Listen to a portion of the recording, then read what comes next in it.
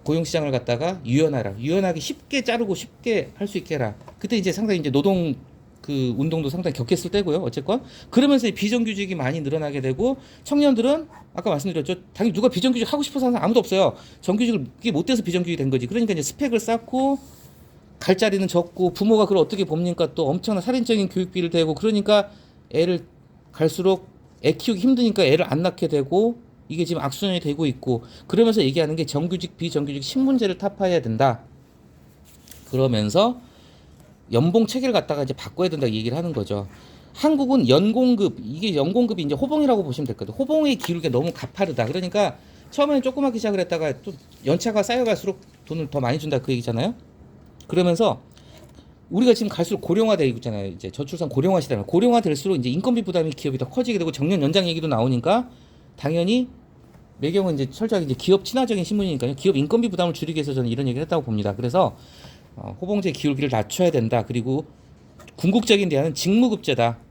정규직이든 비정규직이든 연차 쌓이면 가만히 앉아만 있으면 월급 올라가는 거 하지 말고 공무원도 이거 지금 직무급제 현실적으로 도입은 아직 안 되고 있는데 어려운데 이런 얘기 나오고 있어요. 직무급제로 가야 된다. 그래서 일단 임기직 공무원을 먼저 그렇게 하고 있지만요. 그래서 일하는 만큼 돈 줘라. 그래서 정년 연장하고 같이 가는 게 임금 피크제잖아요. 임금 피크제가 뭡니까? 정년 연장해 주는 대신 나중에 말년은 너 일 별로 안 하잖아. 그러니까 월급 좀만 받을 거잖아요. 그죠? 네, 그래서 이제 그런 얘기를 하는 겁니다.